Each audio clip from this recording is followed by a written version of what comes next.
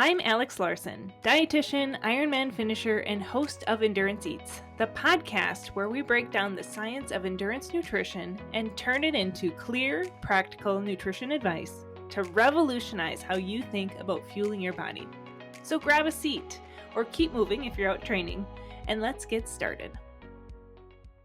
Hey friends, welcome back to the podcast. I'm so glad you're here because today we're diving into one of the most requested, most talked about, and let's be honest, most clickbaity topics out there, body composition. But before you assume we're about to hand you some one-size-fits-all blueprint or a magic weight loss formula, I want to stop you right there because that's not what this is about.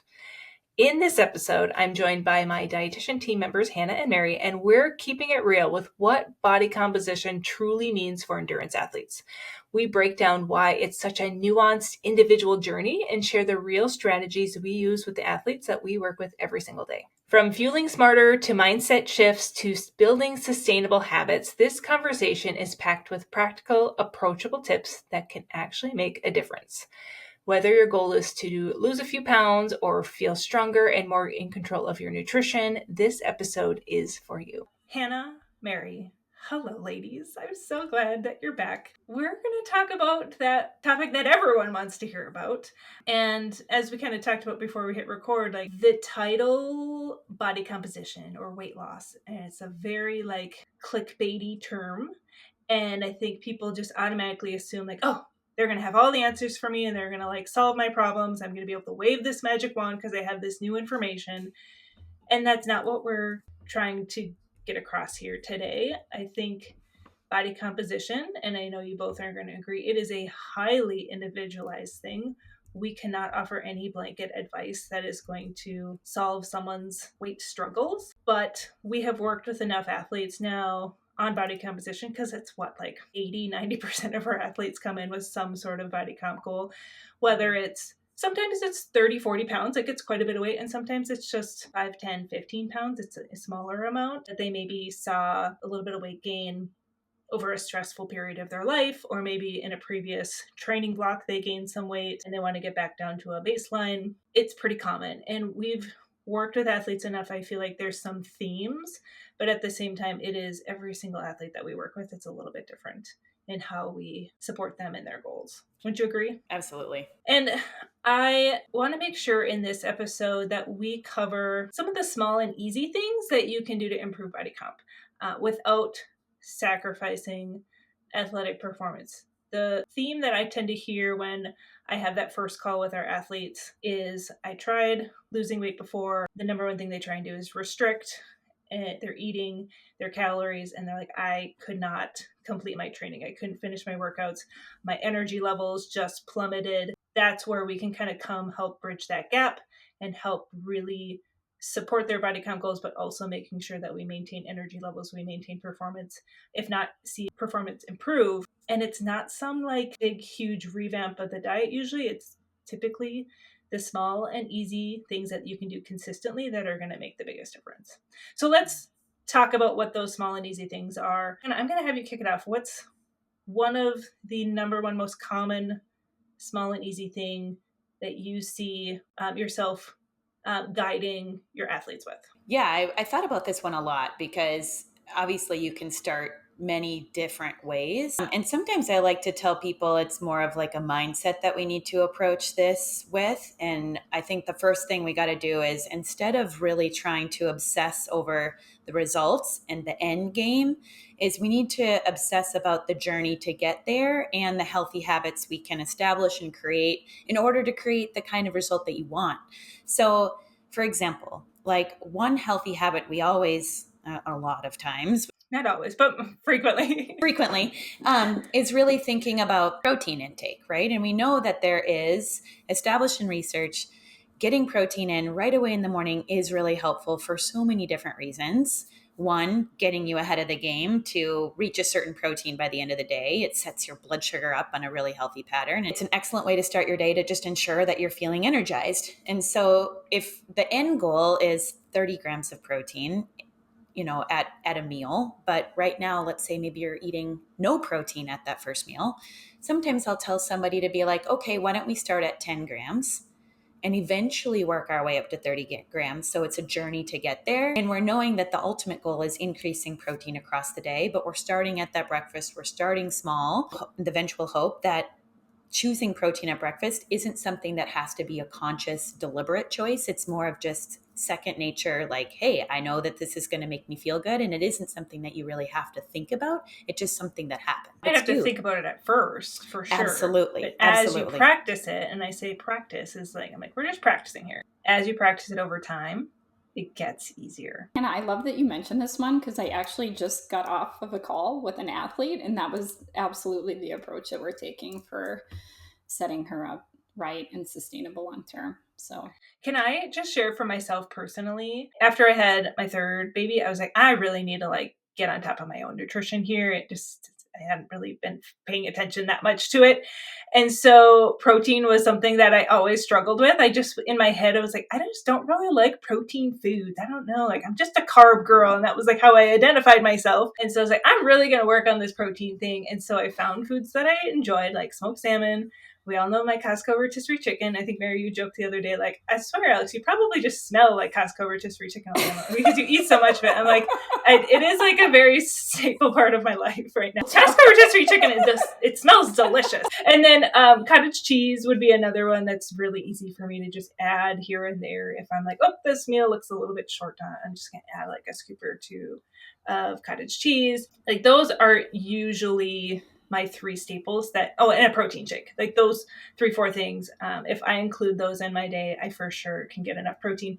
And I started this journey December 2023. So it's been like a year and a half now. And now I'm at the point where I'm like, sometimes struggle to include enough carbs at my meal. I'm like, who am I? Where I'm like, I'm craving the protein foods, the savory things. And it's like, I've almost changed my taste buds and my preferences. And it's not difficult for me at all to add in some carbs into the day. But sometimes it's like, because I've been so focused on protein, I do have to make sure that I don't short myself on carbs as well. I've actually had that conversation with couple of athletes recently that are finishing their program. Like, you're blowing your protein target out of the water almost too much. Yeah, like, let's dial it back a little bit. Yep. So there's definitely a balance, but I do find it interesting how over time you can change your preferences, and it's almost like so easy that you need to dial it back a little bit. Mm-hmm. Yeah, there is a point where protein becomes like the point of zero return, right? Like in the sense that, okay, we still need carbohydrate. Let's not sacrifice your carbohydrate intake for just reaching, 3 times your body weight in protein, So that is that kind of balance that we have to strike. But I agree with you that the more protein you're eating, the more you crave it. It's kind of like hydration. The more you hydrate, the more you're going to want it, and the better off you're going to feel. But it does take time to get there too. Yeah, I think that's funny. So protein for sure would be something that we start with our athletes a lot, where they're just short. It's very helpful for body composition. I find it's very helpful for just muscle recovery as well, for athletes that might be feeling like they have to take extra rest days, or they have to, like, they're just feeling like their workouts have kind of plateaued in terms of performance. And I do find that it's really helpful for satiety in terms of regulating their appetite. If they just feel like they're constantly like, oh, I just feel like I didn't eat enough at lunch, or they're constantly having to eat something throughout the day because they're hungry, that protein can really stabilize that appetite and help you feel like you're in control. Like, I think it's good to be hungry, but it's not good to feel like you're hungry the entire part of the day, no matter how much you eat. So those are also perks as well. Just one piece of the puzzle here. So, Mary, what else do we have on the list of things that are very easy and simple to do, but can make a difference in body comp? I love this one. So let me rewind. We see a lot of body composition athletes where they try it on their own at first, and this is how they approach it, right? They know that they need to be in a calorie deficit for body composition goals and fat loss goals. And so they underfuel earlier in the day. They may not eat before working out. They may not eat during working out. They have a modest meal earlier in the day. And then by the time lunch, dinner roll around, they are so famished that they have like 3 dinners, right? And they're caught in this vicious cycle of underfueling earlier in the day, then overfueling later in the day. So that brings me to a conversation that I have honestly almost daily, is really eating for the task at hand. In general, making it very basic, you want to eat more when you're more active and less when you are less active. Transitioning to this approach will be effective because not only will you be fueling your workouts optimally, because we have you now fueling for the first time perhaps ever before and during your workout, it's going to help you recover better and stronger because we also have you fueling appropriately post-workout. And then lastly, it's going to be helpful because it's going to help prevent and offset the likelihood of overeating later in the day. This takes a little bit of time, right? Because, sometimes we have athletes start and they expect these changes to take hold in like a week. And at the same time, we're like, well, we're actually undoing like your entire adulthood of poor nutrition habits. It takes a while. It does take a while, but the proof is in the pudding. And once they start to adapt to this pattern, they're like, oh, wow, I actually, for the first time ever, feel in control. And dinner comes around, I'm feeling satisfied. I'm feeling good. I'm no longer, face deep, hands deep in a bag of Doritos after dinner, looking for what's next, looking for that sugar fix after dinner. So again, working with our athletes, we really encourage them to eat for the task at hand. In general, eat more when you're more active, eating more for the work at hand, and less when you're less active. For most athletes, it's going to be less later in the day. Now, if you're doing double workout days, there's certainly nuances in there, but even trying to redo your framework a little bit to this approach can certainly be effective. I think I get from some athletes too, the initial reaction to that is, what if I'm hungry at night regardless, right? Where it's like in the morning, they're eating more and then they're thinking, okay, well, I'm still hungry at night. And I always tell people, well, you might experience that initially because either A, we're still not eating enough earlier on, or B, there's this transition phase because maybe you're not actually truly physically hungry at night, but you're habitually hungry. Kind of going back to what I mentioned in the beginning, this is all about habits. And, Mary, what you just said, this is like probably years of habits that have been developed. And so it's going to take some time. So there is that kind of transition period. So we do have to wait it out, and we might have to employ other tactics that maybe feel uncomfortable in the sense of like, okay, it's summer, let's go out and go for a walk, right? It's like building in distraction to kind of get you through that transition period. Again, not from a restriction standpoint, but it's retraining your brain to be like, no, you're good. Your health, like you're fulfilled. This is just changing the pattern of how you're feeling throughout the day.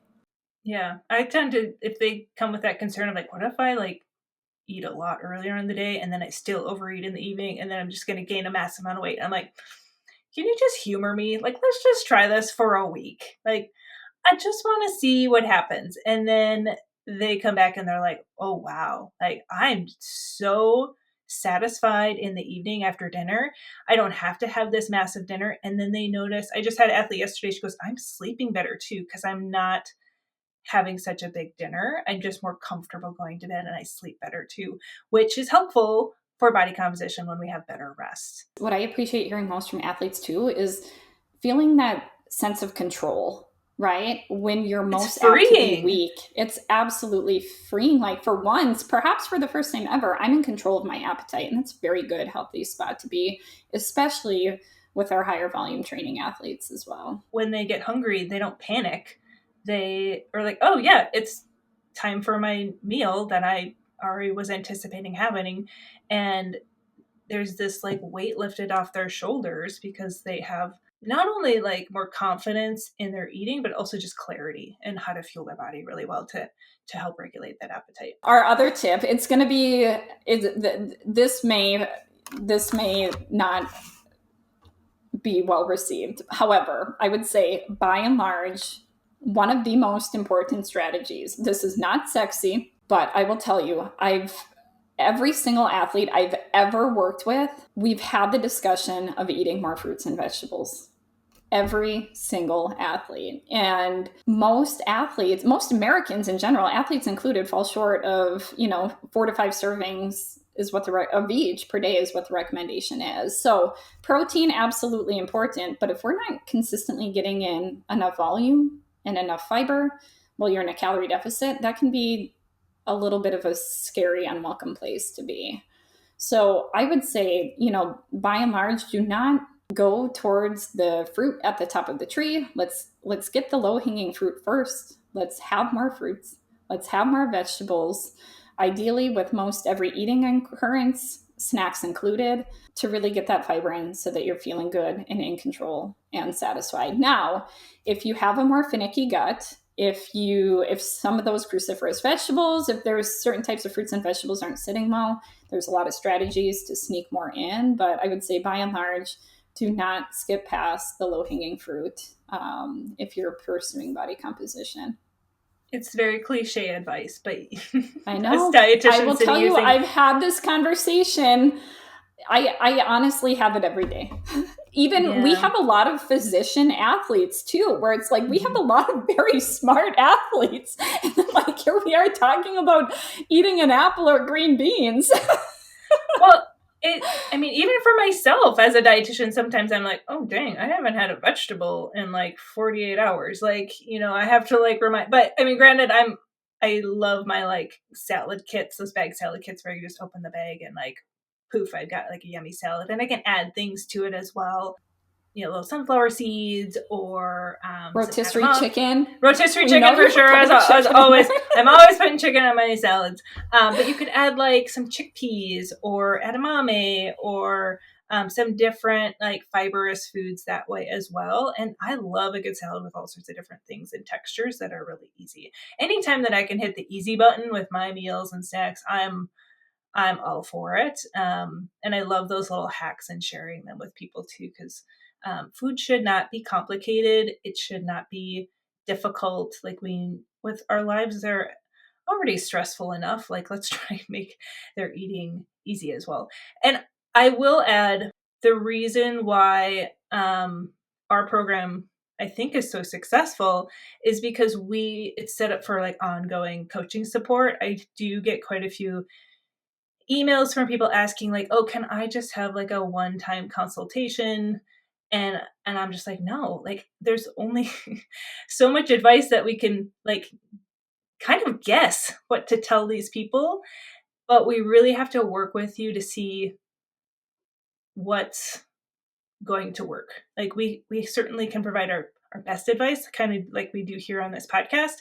But when we can really dig into someone's lifestyle and their food preferences and maybe some of their mental barriers around things too, like an example of an individualized thing is I had an athlete who in the evening would eat a lot of her calories because her husband would come home from work and they would have these little like evenings together, like snacking on things or having like a more elaborate like meal or ordering pizza. And every single night though, that was like their routine. And I'm like, okay, can we like change it up a little bit? I know you guys been doing this for like years, but there's other things that you guys can do to bond and hang out together that doesn't have to be these types of foods. And because we're trying to get you to eat more earlier on in the day, like what else can we incorporate in the evenings that are going to meet your goals, but also still allow you to have that connection with your spouse kind of thing. So those are the examples that I can think of where we can really help troubleshoot and set people up for success, but we can't do that in just one appointment. And the other thing too is for some athletes, it's not most of the time what they're doing is great, but when they're off, it can be so far off and so counterproductive. I use weekends as an example often. It's like athletes are so calculated and fine-tuned during the week that, when they start our program, their weekends are just like a disaster. Right? Mm-hmm. Whether it be alcohol intake, more restaurant meals, all of the above. Or just training long hours and then their eating schedule gets all messed up. Absolutely. Yes. And so, yeah, I mean, it would be very difficult to take a tactful approach if it was just a one-time session. Yeah, for sure. So if you're thinking about reaching out to me and saying, Alex, I just want one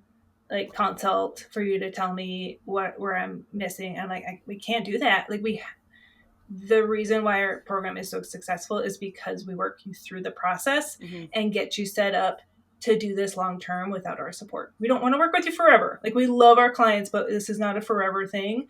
We want to get you the tools and skills and strategies and knowledge to be able to eat well for life. And what other ideas do we have that are easy, simple, things that really help shift people to seeing those body comp improvements?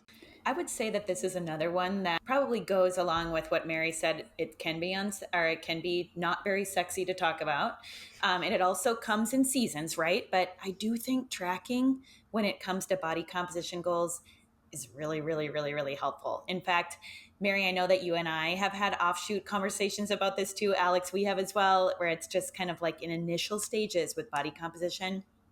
Tracking is so helpful. And I always tell people and when you say tracking, taking a food journal, like, yes, exactly. Being able to visualize what you're eating, like either on paper or in an app, something to give you a little bit of accountability in that. Exactly. Like, especially when it comes to body composition with fat loss as the goal. In full transparency, you're not going to manage what you are not measuring. And it's hard to make progress if it's just kind of left to that intuitive eating mindset. I do think that would work in the future once you've established the baseline, but I want to ensure that people are reaching their protein goals, or maybe they don't realize that the small bites and tastes that they're eating throughout the day packs a punch, and it's setting them a few hundred calories above even what their maintenance are. So they're staying at this weight for months and months or years. And it's like, well, honestly, it's the little bites of food that you're taking from your toddler's plate that they're not finishing, and if we cut out that, that's going to make a big difference in you getting into a deficit. And also knowing that these are only for seasons. I never expect anybody to think that they have to track for the rest of their life, but it can be a really great tool to get you started, see what your habits are. And then it's a check-in tool to be, I always tell my athletes too, hey, we're not going to do this forever. But you can use it as a way to just check in with yourself. Hey, am I doing good? Like, did my portion sizes? I thought that was a tablespoon of peanut butter, but it's actually 5. Don't bring peanut butter into this, Hannah. I know.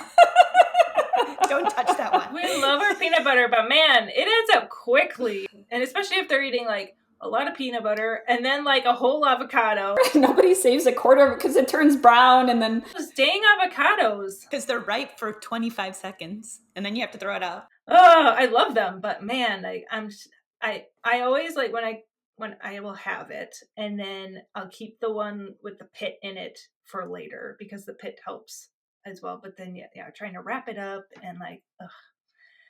And then my husband, of course, doesn't like avocados because otherwise then it'd be easy to like, share with my family. But no, I'm the only poor Reed. He's getting better. We've been married for 11 years, and we just had our anniversary, and he was like, Alex, I want to go out for sushi and ramen. And I'm like, who are you? He's like, I know, right? 11 years ago, who would have thought that I would want to go out for sushi and ramen? But he's like mad that he missed out on all those great tasting foods back then. I often use my husband. He doesn't know about this. I'm not sure if he'll listen to this episode or not, but I often use him as an example of what not to do at night, because I call like raiding the pantry raccooning. Oh, I love that.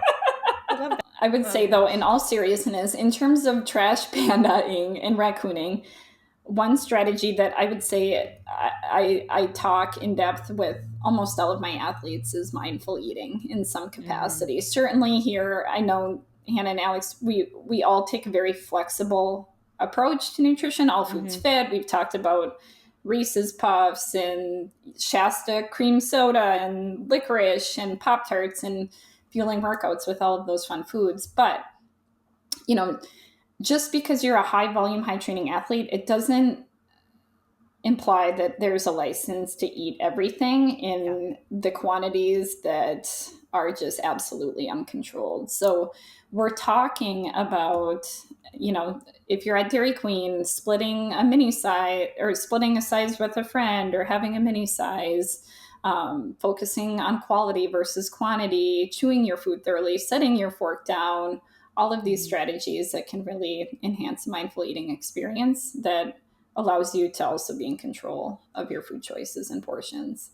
Yeah, I would say that, just thinking about that, there's so many things that compete for our attention now. And I think being mindful is harder now than it probably ever was. Not making that as an excuse, but I think just instant gratification, endless access to really anything we want. Hello, Chat GPT, like Amazon Prime, like we can get whatever we want when we want it. Like if you want a specific something for food, like you can get it. We have very easy access. Most people do, right? To get what they want. And then we're distracted by our phones. So a lot of times we're not even present when we're eating. We're also very busy.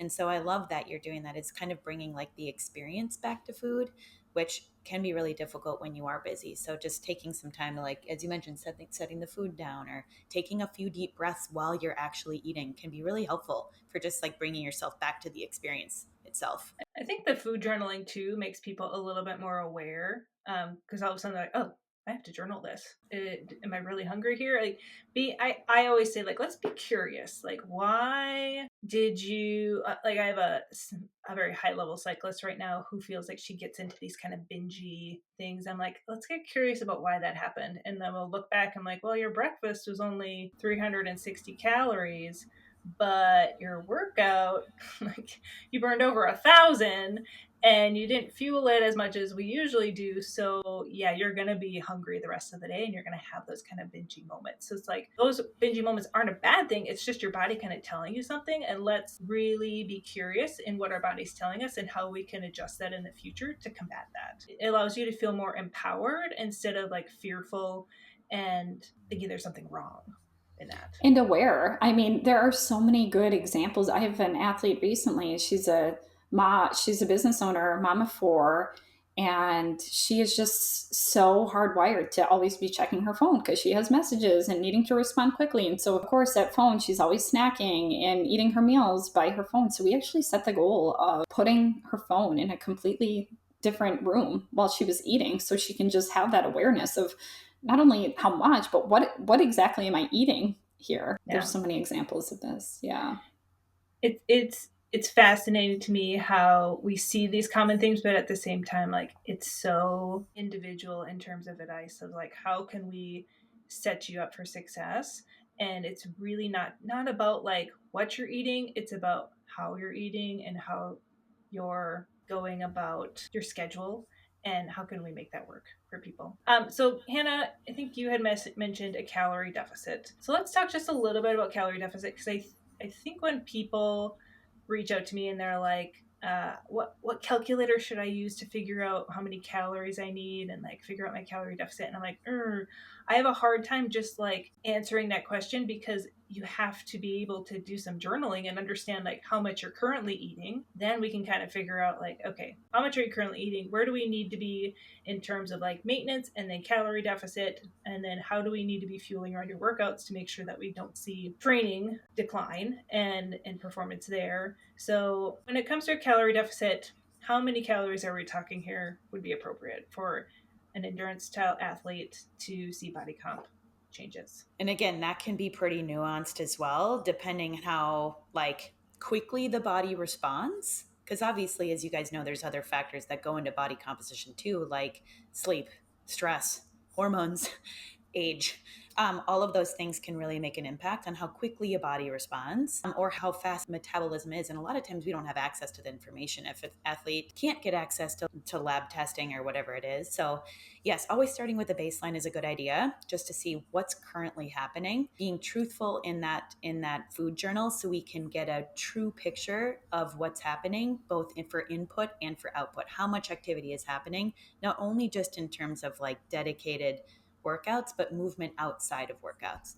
So looking at all of those things combined, like figuring out where they are now, and then depending on their level of kind of like motivation or training level or where they're at in their racing schedule, I go anywhere between like a 100 and a 500 calorie deficit. 500 is really, really aggressive, and I usually stick with that for a male athlete. I usually don't go that high for a female athlete. Mary, I'd be curious on your thoughts.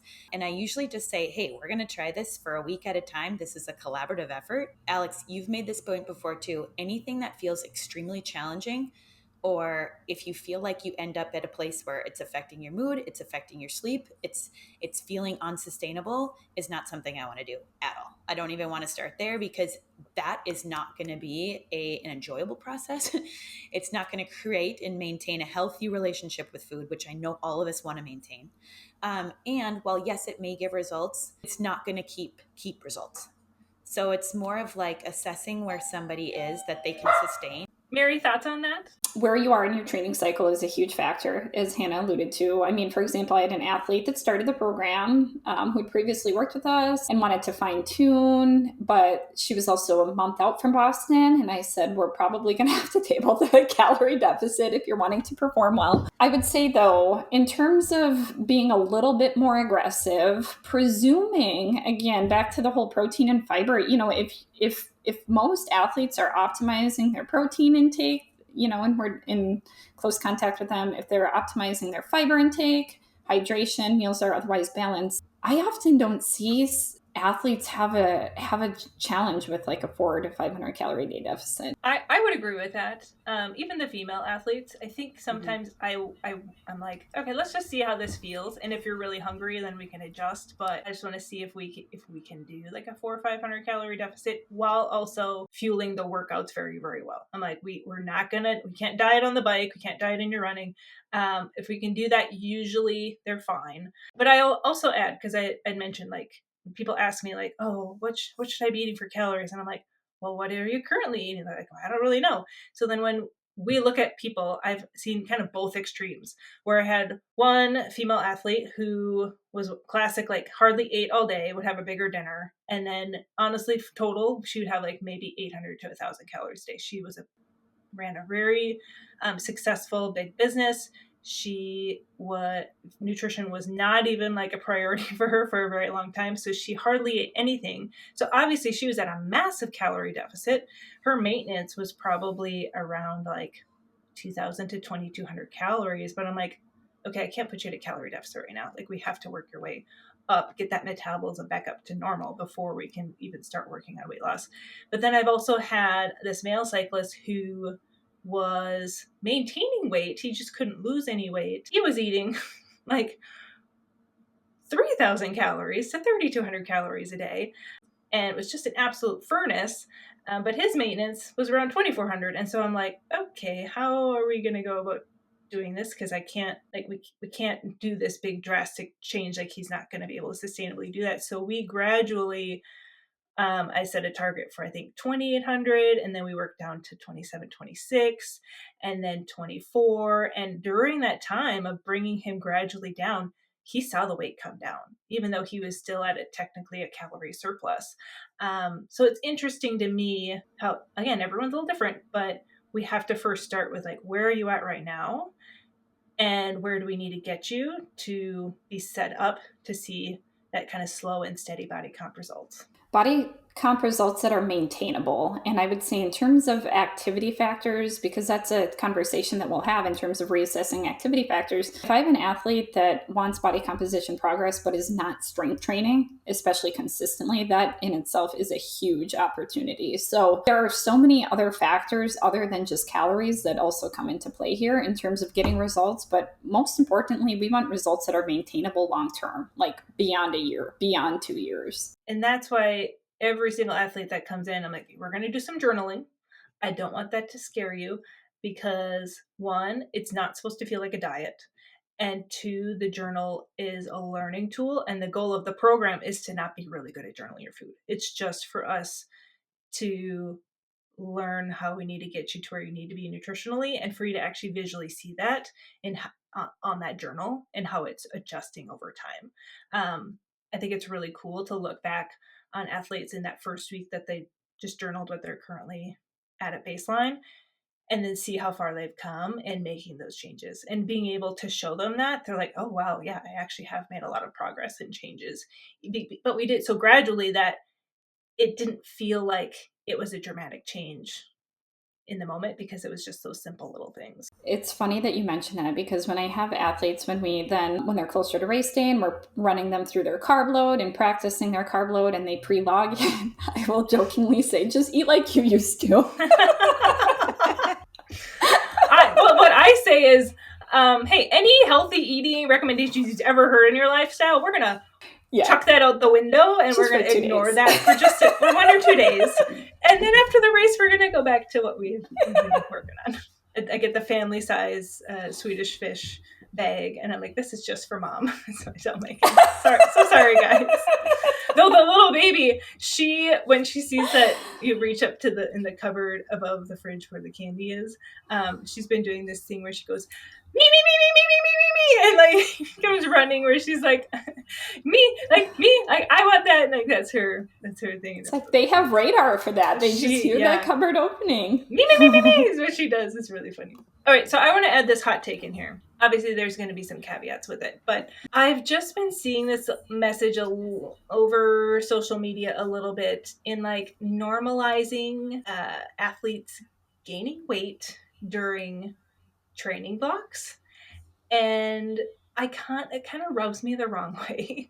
And I think certainly there are instances with maybe like athletes that are underweight or maybe have a history of eating disorders.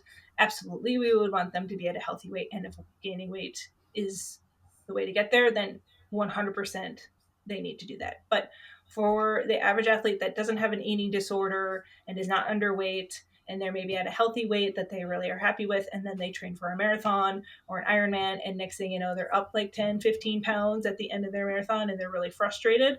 I want to just say, I get your frustration, and I think there's something that we need to look at nutritionally to bring your weight back down to baseline, and then go through your next training block, optimizing nutrition so that we can maintain that weight and not see that weight gain.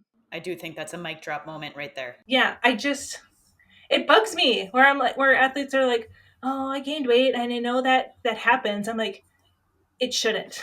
You know what I mean? Like if you are at a healthy weight and you like where you're at body comp wise, that shouldn't be something that we just accept. Yeah. So, if we're going to have a couple mic drop moments, can I just throw in also your body composition goals are valid. You deserve to be in a body that you feel comfortable with. Just because you want to lose fat, it doesn't mean that you're significantly underfueling. It doesn't mean you have red S. I feel like we're kind of in this anti-diet, anti-weight loss, fat loss society. Yeah, I think diet culture sucks. Like I think we absolutely need to fight back against it. But at the same time, we can still love our body and want it to be stronger and leaner for the sport that we're in. There's a fine balance. And so how can we go about helping people get leaner, get stronger, performing well, and still have a great relationship with food in their body? And we certainly have had athletes that come in and they admit, I don't have a good relationship with food. And I want to do this in a way that where I feel empowered with my food decisions. I want to feel good about my food choices. I want people to feel like food is their greatest training ally and partner, and not something that they have to fear because they might gain weight by eating it. One thing I do see though that I also sometimes have a little concern with is I hear from a lot of people that they will sign up for an Ironman or they'll sign up for a marathon because they think they will lose weight by doing it. And I think that why does need to change, right? So I hear that a lot. And I also remember in my own personal journey with Ironman is my body, not saying my weight, but my body did change. So if you're doing a lot of swimming, your lats are going to get bigger, right? Like if you are biking a lot, like your glutes are going to get maybe a little bigger, right? They should. But that doesn't necessarily mean because your body changes, your weight has to change significantly. The body is a tool for the sport we're doing. And I think no matter what level of athlete people are at, they still will have body image issues. They could be, I'm like Pogacar, like the highest level athlete. Would probably have like moments where he's like not feeling great in his body. Or I think I shared with you that podcast episode. It was a couple women that were pro cyclists in Europe, and they had like these brilliant European accents, and they talked about their struggles, and some days they just feel like they're like, oh, I just feel so fat, like with their they have a team of like strong other women, and they're like, like if I talk with my friends that aren't cyclists, they're like, you're crazy for thinking that, you're like so lean and strong. But when you're with other athletes maybe at a race or wherever, and you start to compare yourself, and we have like, it's easy to have like a little bit of body dysmorphia, or like maybe you're like 2 days before your period and you're just like, more extra puffy. You're like up a couple pounds just in water weight because of hormones. And like it can put you in a really dark place. I think that should certainly be normalized, of like having moments like that, but not letting it get to you, not panicking and starting to restrict, or saying like, oh, yep, there's that voice in my head again. We're just going to table that and we're just going to push it to the side for now, and maybe talk with a therapist and work through those body image concerns, because it happens to the best of us. I think it's really easy to idolize other people and their bodies, but it shouldn't cause harm in how you're making your food decisions. Are also looking at like the lifestyles of different people too. Obviously, like a pro athlete, right? Yeah. They've got endless time, endless resources to Yeah. have the kind of body that They're have. training all day during the day. They don't have to get up at 4 or 5 a.m. to fit in their workout before they start their job or taking care of their kids. It's a completely different lifestyle. And if you see a body type that you admire in somebody, like, and if it is like lean or whatever it is that you're looking for, also understand that you don't know the kind of lifestyle that they're leading in order to have that, right? Like, are they restricting? Are they not restricting? It totally depends on their metabolism. Are they in a healthy mindset or are they not, right? Like, are they sleeping or are they not? So it's more of kind of like, there's so many different things that you just don't know about that person. That it's hard to remember when you see somebody just out walking on the street and you're like, I want that body, but you don't know what's going into it. Oh yeah, I look at Gwen Jorgensen and her running and I'm like, oh dang, like I just wish I could run like that lady. But I'm like, she also has a very different body type than me. Like I am like a very long torso, shorter leg, and I'm like, but I can hammer it out on the bike. Like I like can do all these other things. I can run a business. Like I can do lots of things that are great too, but it's really easy to compare yourself to other people. And sometimes I just say like, wow, she's amazing, what she can do. But I'm not going to sit here and want what they have, because what I have is pretty great. I tell my kids that all the time. Like, if you're going to sit there every day and compare yourself to what toys someone else has and you don't have, I was like, you're going to live a very sad life. I was like, but if you can live your life being grateful for what you have, you're going to be happy. And that's what we want. And of course, if people are really struggling with body composition and performance, they can certainly reach out to a professional. It doesn't have to be us. We are certainly here to help. But if you're listening to this and like, yeah, these guys aren't my cup of tea, okay, but I can certainly refer other dietitians as well to work with. But if we sound like your people, please reach out. I have a one-on-one nutrition coaching program that Hannah, Mary, and I all take athletes in. I don't think I've ever been on a wait list, because I mean, I brought you guys on to help me carry the athlete load, and we always have athletes that are graduating each month, which makes room for new athletes. And we love our clients. Like they are just the best. They keep getting better and better, I think. Yeah. Yeah. So I mean, we love our old ones too, but we love them all. Yes. I mean, whenever they graduate, it's so bittersweet. But I just tell them, I'm like, you always have a lifelong friend here in Minnesota and soon to be Kansas. Mary's moving to Kansas. Oh, and that reminds me, I was going to share. Well, last night I got an email from one of our former clients, Darren and Whitney. So, and actually, they're so great. I know. And so we've actually worked with, all three of us have worked with them, because Hannah, you went on maternity leave and I worked with Darren for a little bit. And Mary, you worked with Whitney, gorgeous Whitney. So he sent me this message. He goes, I wanted to send the team a message to thank all of you for what you did for Whitney and I. Although it was a year later, we both obtained our goal of finishing Unbound. I did the 200 mile and Whit did the 100 mile. The team was great and setting us up for success. I would have never imagined finishing the 200 miler, and your team made it possible. I previously struggled with nutrition and the heat during my long rides. I was able to complete my 200-mile ride with no stomach issues on a hot, humid day. I did flow formulas, 90 grams of carb bottles, Never Second, and Morton gels, and Morton bars for fuel. The only real food I had was a half a Jimmy John's turkey sandwich at the 75 and 150-mile rest stop. I felt strong the entire day, and there was no thought in my mind about not finishing the rides. My legs and energy were spot on. However, my arms were so sore after bombing down the gravel hills. I guess strength training will be an addition to next year's plan. And then he said Whitney really bought into drinking carbs this last fall while doing several long races and rides. And she had her fastest time doing the 100-miler. I was so happy for her. It was truly life-changing. It was less than 24 hours after she finished that she asked me, when is the next race? I need something to train for. Once again, thank you for all of your guidance, motivation, and support. The team has been so impactful in our lives. I love people that do that. Like, I mean, to take time out and do that, like, because I'm like a review reader, right? Like, Yeah. I read all the reviews and I don't always write reviews. So I need to be better about that. But thank you, Darren and Whitney. I never met Whitney, but Darren, wonderful. They're both wonderful. So wonderful. Best. Mary, I did tell them that you were moving to Wichita. I know. And that you have a gravel bike. Touch with them. So you might have to go riding with them. Mm-hmm. I love it. Okay, well, ladies, thank you for today. This was so fun. And yeah, if people are listening and want to get in touch, alexlarsennutrition.com. And please leave a review for the podcast. We love hearing from you. Share the episode on social, tag me, so we make sure we can thank you for listening. So